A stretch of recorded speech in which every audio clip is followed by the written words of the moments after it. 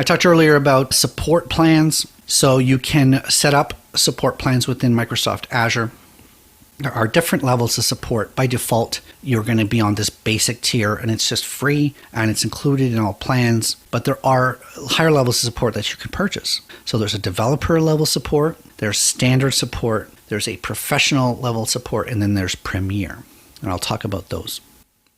So the basic support is self-help support. You have different tools, Azure Advisor, cost management, stuff like that within the tool. You've got monitor, service health. There's a service health dashboard. You can go in the Microsoft Docs and things like that. So Microsoft's giving us these tools to help us diagnose problems within our own environments and to examine what's going on. That means we do not have someone at Microsoft that we can contact. If you're at a basic level support and you're like, oh my goodness, what's going on here? You can open a ticket. Like if there's a bug within the environment, you can certainly open a ticket, but you don't get specific support for your specific problems that are perhaps caused by you or unique to you. Now, the next level up is called developer support. And that gives you business hours access, so not 24/7, but during business hours access to support engineers via email. You can open up unlimited tickets. That's called severity level C, which is not business critical. And you get 8 hours or less response time on those tickets. And they'll give you some, if you're asking what's the best database to use in this situation, they can give you specific general architectural advice in terms of what's good for this, what's good for that. Okay, that's $29 a month. Again, that's not for production elements. Okay, so if you've got a development system that needs someone to look at it, then you can open up tickets for that. Moving up to $100 a month is standard support, and that gives you 24/7 access. And you can not only email engineers, there should be a phone that you can call. Unlimited again, then you get different severity levels. So in the developer, it's only severity C. But for standard, you can choose C, B, or A depending on severity level, and that gives you different service level agreements in terms of responses, 8 hours, 4 hours, or 1 hour. Still, you can get general architectural guidance, and again, that's $100 a month. If you go all the way up to a professional direct support, that's $1,000 a month. So that's a real decent level of support, 24/7 access. Again, you get those severity levels C, B, and A. This architectural guidance goes beyond general. They give you best practice guidance, so you can basically, when you're designing your systems, get someone's opinion on something. There's onboarding. You can basically set up a webinar, consultations, things like that. And there's a specific person, a delivery manager. So you have your own Bob, and you can call Bob when you need help, or Bob will set up weekly meetings with you, or however that works.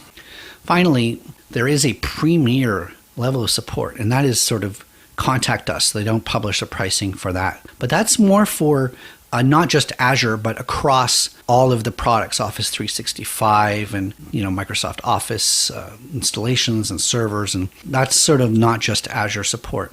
In this thing, you can actually have them give you specific architectural support. You can send them your design documents. They can do design reviews. They can help you performance tuning. You'll have a technical account manager. So not just a delivery manager, but somebody who's versed in the technology, I guess. They'll do reviews.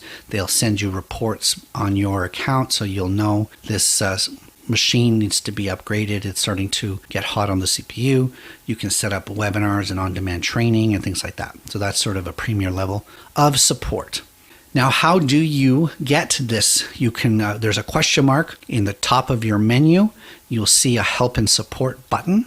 And when you click it, go into support plans and you can see your subscriptions and you can see what plan you're on, and you can click the upgrade button for developer, standard, or professional. Now, Premier, the contact us usually means you need to contact them. So you can't just upgrade to Premier, but you can upgrade to any of those and agree to the pricing on that.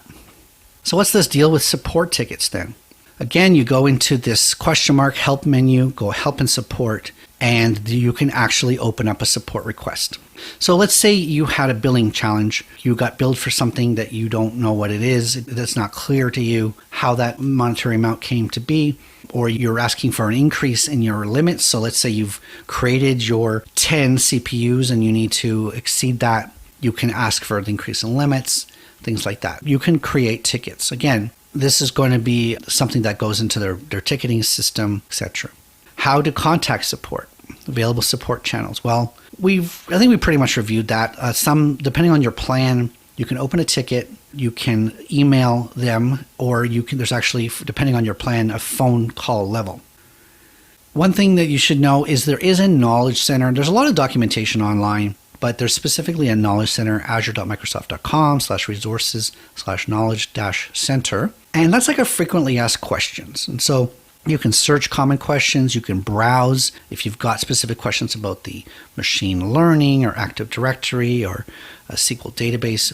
You can find questions in there. And if you click on it, you can see a question like this. Am I billed separately for local disk storage? No. And then there's a link to virtual machine configuration so you can see how local disk storage is advertised. Pretty basic stuff.